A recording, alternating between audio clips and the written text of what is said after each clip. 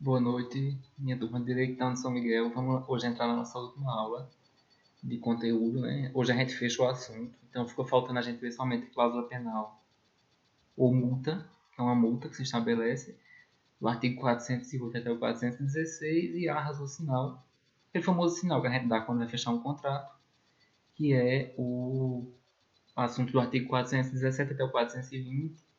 E aí, graças a Deus, a gente fecha hoje nossa ementa.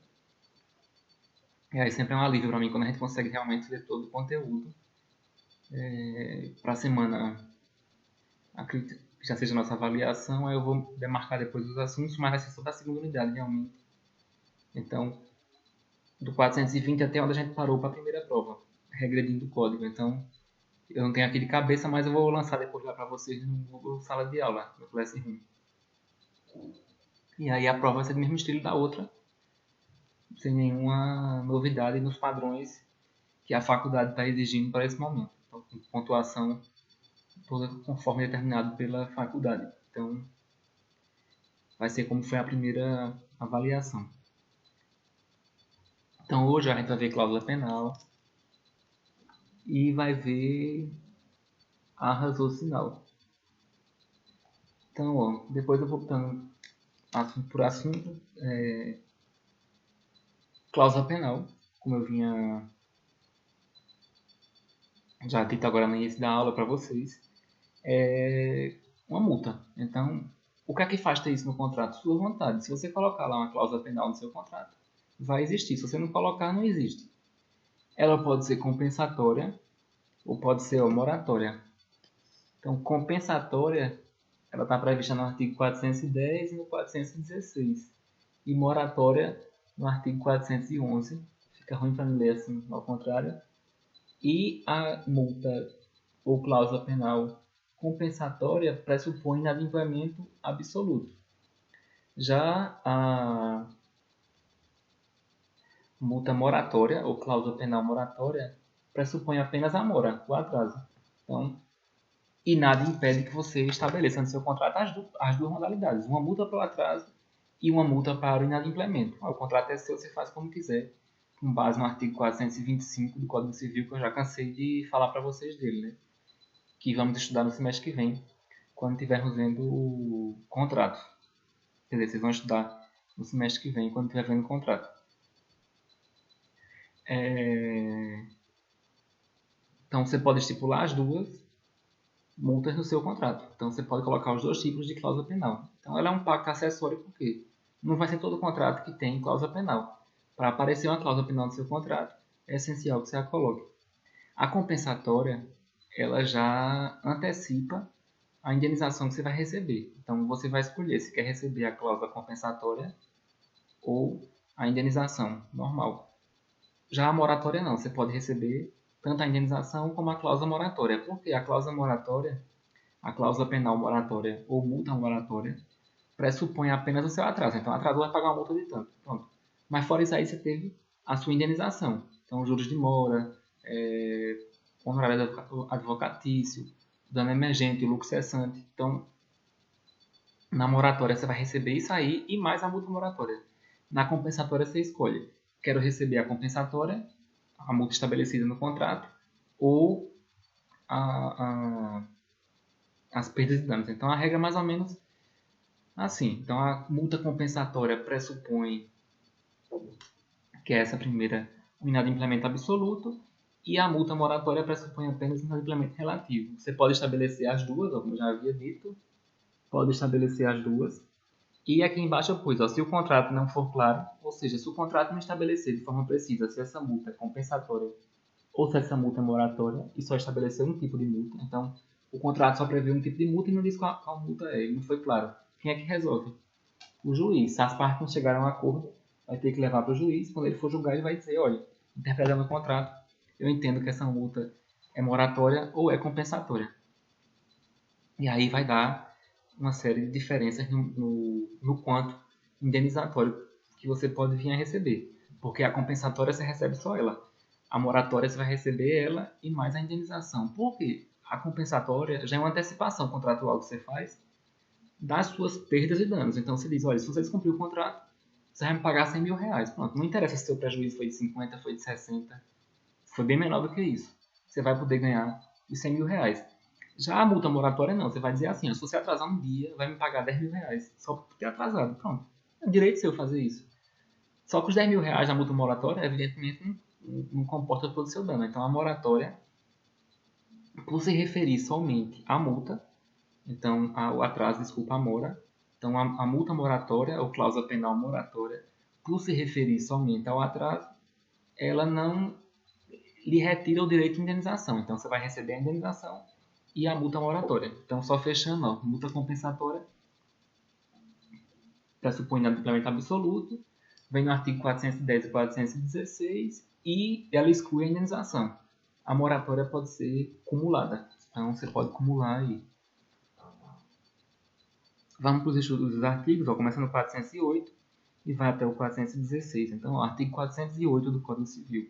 Incorre de pleno direito o devedor na cláusula penal desde que culposamente deixe de cumprir a obrigação ou se constitui em mora. Ou seja, teve culpa no inadimplemento do contrato e tem uma cláusula penal expressa nesse contrato, seja compensatória, seja moratória. Então, não cumpriu o contrato ou entrou em mora. Teve culpa nisso aí, não foi caso fortuito nem força maior. Então, teve culpa ou dolo, vai ter que pagar essa cláusula penal, seja moratória, seja compensatória. 409. A cláusula penal estipulada conjuntamente com a obrigação. Então, quando é que o artigo 409 vai trazer essa informação? Quando você deve estabelecer essa cláusula penal? De regra, quando você assinar o próprio contrato. É o que fala essa primeira parte. A cláusula penal estipulada conjuntamente com a obrigação, ou seja, quando você fez o contrato, já estipula a cláusula penal. Ou em ato posterior, então você faz um termo aditivo ao contrato, as partes assinam e pactuam essa cláusula penal. Pode referir-se à inexecução completa da obrigação. Se for inexecução completa, multa compensatória. Então, pode se referir à inexecução completa da obrigação a alguma cláusula especial. Então, você pode dizer, ó, se descumprir essa cláusulazinha daqui do contrato, vai ter uma multa, ou simplesmente a mora, que é a multa moratória. Então, são as três formas de se estipular essa cláusula penal. Então, ela pode se referir a uma cláusula, ao atraso, que é a mora, ou ao contrato todo, ao inadimplemento absoluto. Se for inadimplemento absoluto, multa compensatória. Se for a mora, multa moratória. Artigo 410. Quando se estipular a cláusula penal para o caso do total inadimplemento da obrigação, esta converter-se-á em alternativa a benefício do credor, ou seja, aquele que eu já havia antecipado. Estabeleceu multa compensatória, até que fala o artigo 410. Não cumpriu o contrato não, houve inadimplemento absoluto. A cláusula penal compensatória, uma multa compensatória, já é a indenização antecipada que essa parte previu. Então, a gente estabeleceu 100 mil reais, pronto, você me paga 100 mil reais e está resolvido o contrato, porque eu recebi a multa que eu achava que deveria receber quando a gente assinou o contrato. E aí eu perco o direito a qualquer outra indenização. Então é isso que fala o 410. 411. Quando se estipular a cláusula penal para o caso de mora, então o segundo caso aqui, multa moratória, então ela não pressupõe inadimplemento absoluto, pressupõe somente o atraso. Então, o artigo 411 do Código Civil, quando se estipular a cláusula penal para caso de mora ou insegurança especial de outra cláusula determinada, então a cláusula penal somente com base em uma cláusula específica do contrato ou com base no atraso, terá o credor o arbítrio de exigir a satisfação da pena combinada juntamente com o desempenho da obrigação principal. Então, houve somente um atraso na prestação, você vai ganhar a multa moratória mais a sua indenização por perdas e danos e ainda pode exigir a obrigação se assim for possível. Se não tiver como ser possível, vai receber a multa moratória e a indenização por perdas e danos. Então a multa moratória é só um plus a mais. É só aquela punição, realmente é uma cláusula penal, vem de pena mesmo de punir. Então, direito penal, um direito punitivo e cláusula penal vem desse nome. Então, não cumpriu o contrato, tem cláusula penal moratória, vai ter que pagar somente pelo fato de ter atrasado. 412. O valor da combinação imposta na cláusula penal não pode exceder o da obrigação principal. Então, há aqui um limite legal. Então, se a obrigação principal vale 100 mil reais, eu não posso estabelecer uma cláusula penal que seja maior do que esse valor. Isso aí é uma blindagem do código. Agora, se estabeleceu, você pagou, então a obrigação vale 100 mil. Você colocou uma cláusula penal de 200. Aí você descumpre o contrato e você vai lá e bem paga os 200. Vai ficar valendo. Para acontecer esse impedimento aqui que fala o artigo 412, que limita o valor da cláusula penal ao valor da obrigação, é essencial que você, que deu causa, vá correr no judiciário e dizer, olha, eu não vou pagar os 200 mil reais previstos na cláusula penal porque a obrigação tem valor de 100 mil. O prejuízo de Romero foi 100 mil reais e eu quero me valer do artigo 412. O que é que eu estou dizendo com isso? O judiciário, vocês vão estudar esse princípio no semestre que vem, quando pagarem TGP, é um órgão inerte. Então vigora o princípio da inércia. O judiciário só age se for provocado. Se a gente faz um contrato e fica entre a gente, não leva para o judiciário, esse artigo não vai ter como ser aplicado. Mas, se você fizer, colocar uma cláusula penal acima do valor da obrigação, e isso aí for levado ao judiciário, o judiciário vai reduzir o valor dessa cláusula penal para o valor da obrigação, respeitando o artigo 412 do Código Civil. Artigo 413. A penalidade deve ser reduzida equitativamente pelo juiz se a obrigação principal tiver sido cumprida em parte, ou se o montante da penalidade for manifestamente excessivo, tendo-se em vista a natureza e a finalidade do negócio. Então, estabelecer uma cláusula penal muito onerosa, desproporcional, leva para o juiz, e aí ele pode realmente, verificando que há abusividade, reduzir o valor da cláusula penal, como eu havia falado. Então, o 413 complementa o 412. 414. Sendo indivisível a obrigação, ou seja, uma obrigação que não pode ser fracionada. Eu não concordo muito com a regra desse artigo, mas é como o legislador quis e a gente tem que obedecer. Então, sendo indivisível a obrigação, todos os devedores, caindo em falta um deles, incorrerão na pena. Então, a obrigação é indivisível, então eu tinha que entregar a você um boi. Coloquei uma cláusula penal de 20 mil reais ali. E tinha que entregar eu e meu irmão, porque a gente era o dono do boi. E o bem é indivisível. Eu deixei a porteira aberta e o boi fugiu. Então não vou mais poder entregar. O que é que o artigo fala? Sendo a obrigação indivisível, então Romero e o irmão dele têm que entregar um boi para você, meu aluno. Todos os devedores, caindo em falta um deles, incorrerão na pena. Então Romero e o irmão estão obrigados a pagar a cláusula penal. Mas esta só se poderá demandar integralmente do culpado. Então, cobrar 100% o valor da cláusula penal somente de Romero, respondendo cada um dos outros somente pela sua cota. Então, meu irmão só responde por metade da cláusula penal. Se você, meu credor, quiser cobrar a cláusula penal toda, vai ter que cobrar de mim, porque eu que dei culpa nessa questão aí da cláusula penal. Eu não concordo muito com a redação desse artigo, não, porque ele pune a parte que não teve culpa, que foi meu irmão, quer queira quer não. Ele não deveria, a meu ver, ser responsabilizado pela cláusula penal. Mas enfim, é lei, tem que se cumprir e, apesar de eu não concordar, mas é assim que funciona. Então, por isso que eu falei quando estava introduzindo o artigo que eu não concordava tanto com ele. Não acho o critério mais justo, mas enfim, é assim que funciona. Então, a obrigação é indivisível. Romero e o irmão tinham que entregar um cavalo para vocês, ou um boi, enfim. E Romero deixou a porteira aberta, o cavalo fugiu. O boi fugiu, enfim. E tinha uma cláusula penal de 50 mil reais estabelecida aí. Meu irmão só responde por 25 mil. Eu, Romero, posso vir a ser cobrado pelos 50 mil. Aí o parágrafo único. Aos não culpados fica reservada a ação regressiva contra aquele que deu causa à aplicação da pena. Então, meu irmão depois pode demandar contra mim para esses 25 mil reais. Mas por que eu considero isso aí, esse artigo aí, vamos dizer assim, injusto? Lembra quando a gente viu a obrigação indivisível? Quando ela perde a qualidade de indivisível, ela vira o quê? Divisível. Aqui ele mantém a regra como se fosse uma obrigação solidária. Por isso que eu acho um pouquinho injusto. Mas, enfim, vamos deixar essa questão aí lúdica de lado. Não adianta eu dizer que acho injusto ou não, porque o legislador assim quis. Então, a meu ver aqui, ele confundiu um pouquinho a obrigação indivisível com a obrigação solidária. Mas, deixa isso aí quieto para não confundir a cabeça de vocês. 415. Quando a obrigação for divisível, só incorre na pena o devedor ou herdeiro do devedor que a infringir, e proporcionalmente a sua parte na obrigação. Então, se for divisível, somente aquele que deu causa é que vai ser demandado pela cláusula penal, já que a obrigação é fracionável. 416. Para exigir a pena convencional, não é necessário que o credor alegue prejuízo. Vê só, a cláusula penal não independe de prejuízo, é uma multa por descumprimento. Descumpriu, vai pagar a pena somente. Então, pouco importa se o único caso não haver cumprimento da cláusula penal é a excludente lá de cima, de culpa, do artigo 408. Veja que o artigo 408 diz, desde que culposamente. Então, é essencial que tenha culpa. Se você retirar a culpa, não se pode cobrar a cláusula penal. Mas prejuízo, não. Pouco importa. Se você não teve prejuízo ou não cumpriu o contrato ou entrou em mora, vai ter que pagar a multa estabelecida no contrato. Porque ela foi prevista justamente para isso, independentemente da outra parte ter tido prejuízo. Parágrafo único. Ainda que o prejuízo...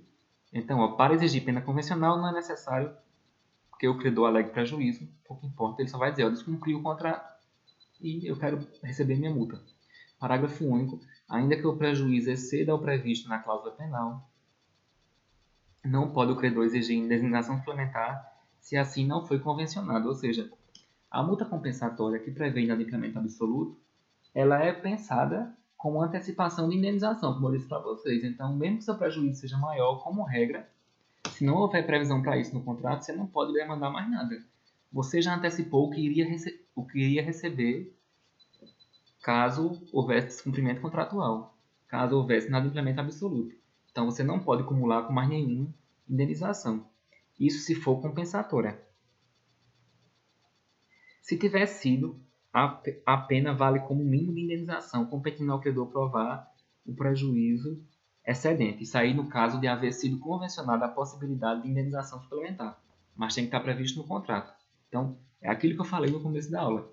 A multa compensatória não admite, exceto previsão contratual, indenização suplementar, mesmo que seu prejuízo seja maior. Então, estabeleceu uma multa de 100 mil reais. Seu prejuízo foi 101 mil reais. Você vai levar fumo nesses 1.000 reais aí que passaram, a não ser que você tenha previsto lá no contrato. Se a multa compensatória ficar insuficiente, pode haver indenização suplementar. Mas se não, não é possível. Isso é a multa compensatória. A multa moratória não. Ela é complementar por disposição do artigo 411, porque a multa moratória é somente uma penalidade porque você entrou em mora. Então, se atrasou, paga a multa moratória, mas vai ter que cumprir o contrato, e se não cumprir, vai pagar a indenização por perdas e danos mais a multa moratória. Então, guardem bem isso. Multa compensatória é exclusiva, a indenização só é ela, e multa moratória ela é cumulativa. Então, paga a multa moratória e paga a indenização. Então, são os dois tipos de multa que a gente tem. Por isso que eu disse, se o contrato é bom que o contrato seja bem preciso, para especificar bem se é multa compensatória ou se é multa moratória, porque elas têm essa grande diferença. Uma é exclusiva, outra é cumulativa. Agora, se o contrato não for claro, quem é que resolve se é um tipo ou outra? O juiz é quem resolve. E aí, ó, espero que tenha entendido. Qualquer dúvida vocês me tiram pelo Classroom. Vamos entrar em arras ou sinal. Como o próprio nome já fala, arras, que é mais difícil esse nome, mas sinal. Aquele sinal que você dá para fechar um contrato. O sinal pode ser confirmatório ou penitencial. São os dois tipos de arras. O confirmatório está no artigo 417 e o penitencial no artigo 420 do Código Civil. Então, arras é aquele famoso sinal que você dá para confirmar um negócio. Você diz, ó, eu quero fechar um negócio e deixar isso aqui de sinal. Pode ser penitencial ou pode ser confirmatório. Aí bora ver os artigos que a gente vai sanando as dúvidas. 417, que trata as arras confirmatórias. Se por ocasião da conclusão do contrato uma parte der à outra, a título de arras, dinheiro ou outro bem imóvel, deverão as arras, em caso de execução, ser restituídas ou computadas na prestação, se do mesmo gênero da principal. Então, ó, a gente fechou um contrato de comprar um apartamento. Minha obrigação era lhe dar 100 mil reais. Eu dou 10 mil reais de sinal. Eu pagando 90, as arras de 10 mil reais que eu dei vão se somar. Então são arras confirmatórias, só feita mesmo para confirmar o negócio. É aquele famoso sinal, aqui está fechado o negócio, podemos assinar o contrato. É o famoso sinal. Então se o negócio for realmente confirmado, as arras vão servir para confirmar como é que se diz, o negócio pactuado. Então, você assinou lá o contrato, deu os 10 mil reais de sinal, o negócio valia 100 mil, você já antecipou 10. Então, as arras serão confirmatórias se o negócio for finalizado. 418. E se esse negócio não for finalizado, como é que fica as arras confirmatórias? Sim, outra coisa. Nesse artigo 417, vê que ele dá duas opções. As arras ser do mesmo gênero, ou seja, a obrigação é em dinheiro e eu dei o sinal em dinheiro. Mas eu posso dar o sinal em um carro, em um relógio de ouro. Posso. O que acontece? Se for de outra natureza, as arras devem ser restituídas. Então, quando eu lhe pagar os 100 mil reais, você me devolve o relógio de ouro que eu lhe dei. Agora, se as arras for da mesma natureza, os 10 mil reais vão se somar no batimento final aí do negócio. 418. Se a parte que deu as arras não executar o contrato, então, ó, eu, Romero, estava indo comprar um apartamento que valia 100 mil reais. Dei 10 mil reais de entrada. Poderá a outra parte, então, ó, poderá 418. Se a parte que deu as arras não executar o contrato, então eu, Romero, dei 10 mil reais de sinal para comprar um apartamento e não fecho o negócio depois. Poderá a outra tê-lo por desfeito, retendo-as. Então você, que teve o contrato não cumprido e recebeu meu sinal, vai ficar com os 10 mil reais. A função do sinal também é essa, das arras confirmatórias. Não cumpriu não o contrato, retém o valor. Se a inexecução for de quem recebeu as arras, você, que era o vendedor do apartamento, recebeu os 10 mil reais e não quer mais fechar o negócio, não fechou o negócio, descumpriu o contrato. Então, ó, se a inexecução for de quem recebeu as arras, poderá quem as deu haver o contrato por desfeito. Então, eu, Romero, posso desconsiderar desfeito o contrato e a exigir a sua devolução mais o equivalente. Então, você vai me dar 20 mil reais. Os 10 mil que eu adiantei e os 10 mil equivalente. Então, você me dá 20 mil reais com atualização monetária segundo índices oficiais, regulamentos estabelecidos, juros e honorário de advogado. Então, as arras também têm essa função. Então, quem deu as arras perde se descumprir o contrato e quem recebeu devolve em dobro. Artigo 419. A parte inocente pode pedir indenização suplementar se provar maior prejuízo, valem as arras como taxa mínima. Veja que as arras diferem da cláusula penal compensatória. A arra só é um sinal. Então, se o seu prejuízo foi maior do que aquilo ali, você pode pedir indenização suplementar. Então, é diferente da cláusula penal compensatória que a gente acabou de ver.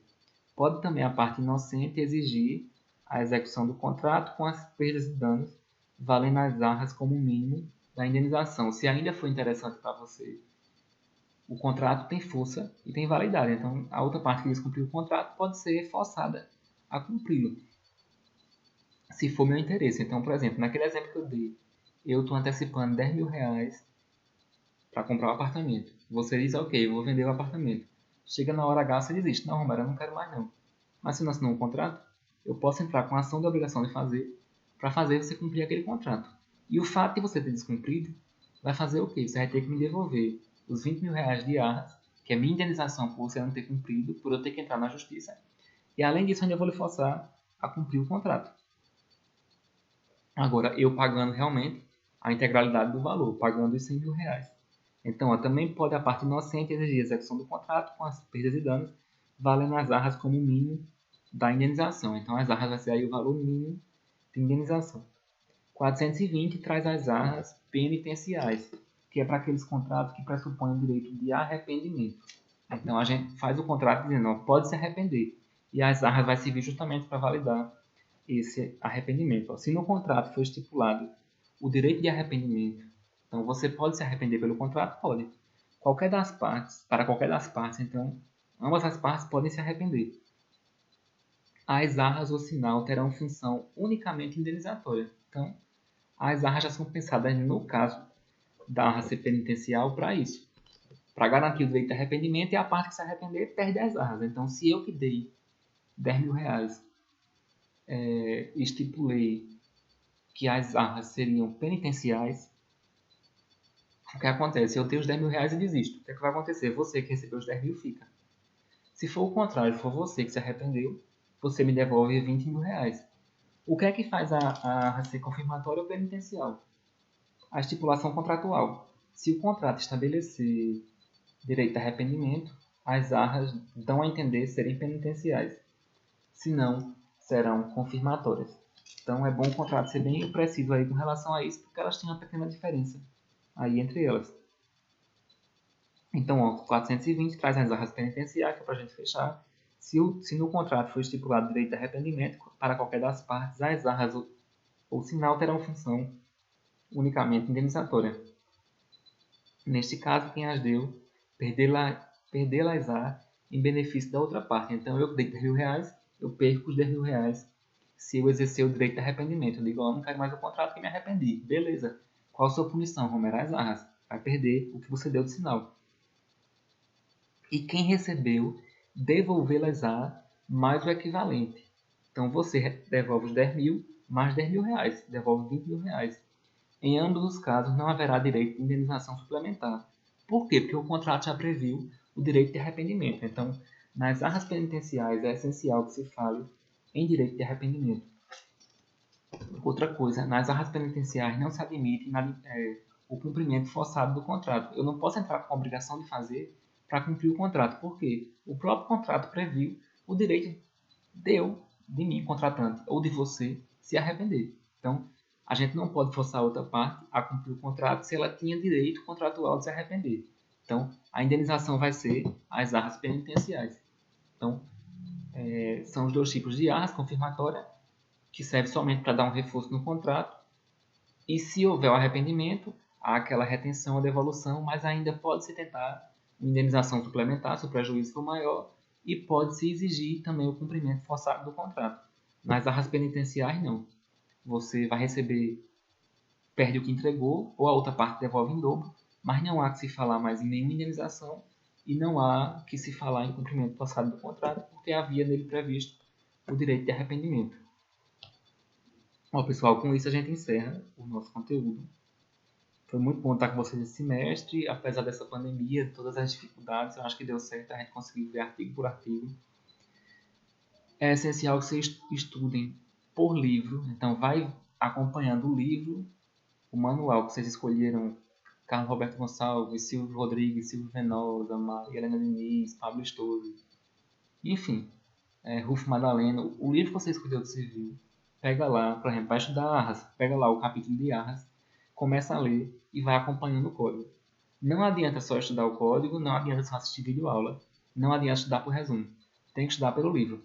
O Direito Civil é uma matéria extensa, não é à toa que é a maior lei do Brasil, eu acho que tem 2.046 artigos, então é essencial que se estude artigo por artigo e que se entenda os artigos.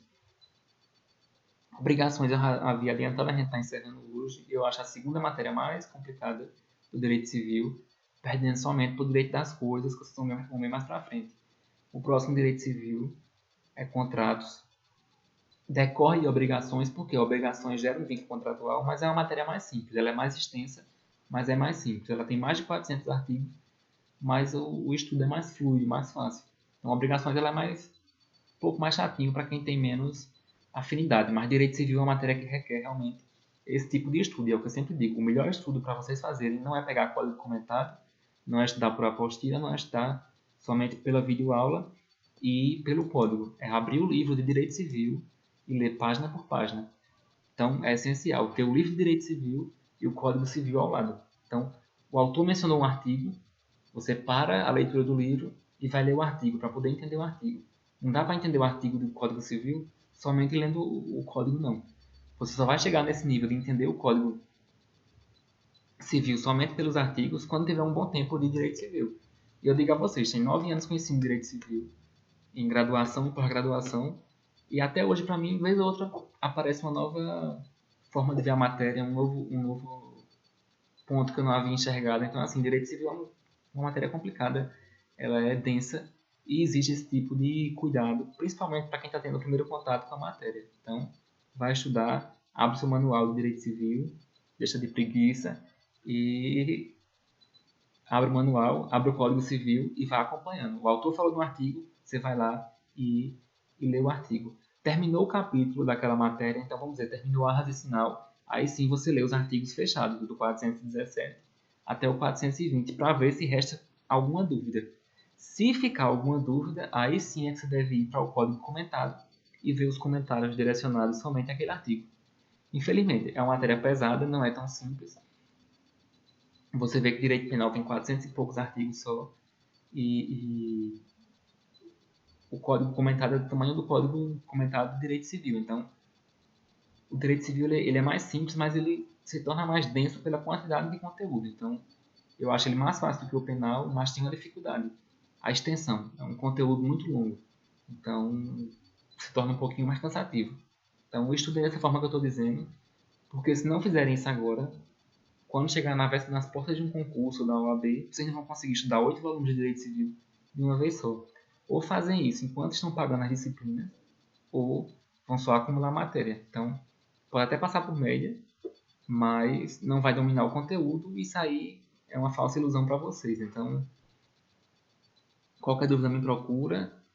Eu estou direto no Instagram, pode mandar áudio, pode mandar pelo Classroom, pode mandar pelo Facebook, pode mandar e-mail. Então, estou aí disponível para tirar dúvidas.